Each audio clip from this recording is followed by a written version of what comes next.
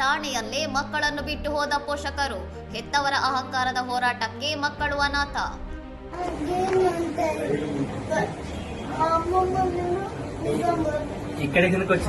ಹತ್ತು ವರ್ಷಗಳ ಹಿಂದೆ ಪ್ರೀತಿಸಿ ಮದುವೆಯಾಗಿದ್ದ ರವಿಕುಮಾರ್ ಮತ್ತು ಲಲಿತಾ ದಂಪತಿ ನಡುವಿನ ಜಗಳ ತಾರಕಕ್ಕೇರಿ ಲೋವರ್ ಮನೇರ್ ಡ್ಯಾಂ ಪೊಲೀಸ್ ಠಾಣೆಯಲ್ಲಿ ಕೌನ್ಸಿಲಿಂಗ್ ನಡೆಸಲಾಗಿತ್ತು. ವಾಗ್ವಾದದ ನಡುವೆ ಪತ್ನಿ ಲಲಿತಾ ತನ್ನ ಮಂಗಳಸೂತ್ರ ಮತ್ತು ಕಾಲುಂಗರವನ್ನು ಕಳಚಿ ಪೊಲೀಸರ ಮೇಜಿನ ಮೇಲಿಟ್ಟು ನನಗೆ ಸಂಸಾರವೂ ಬೇಡ, ಮಕ್ಕಳೂ ಬೇಡ ಎಂದು ಠಾಣೆಯಿಂದ ಹೊರನಡೆದಿದ್ದಾರೆ. ಪತ್ನಿ ಹೋದ ಬೆನ್ನಲ್ಲೇ ಪತಿ ರವಿಕುಮಾರ್ ಕೂಡ ತನ್ನಿಬ್ಬರು ಹೆಣ್ಣು ಮಕ್ಕಳನ್ನು ಠಾಣೆಯಲ್ಲೇ ಅನಾಥರಂತೆ ಬಿಟ್ಟು ಜವಾಬ್ದಾರಿಯಿಂದ ನುಡಿಸಿಕೊಂಡು ಹೊರಬಂದಿದ್ದಾರೆ.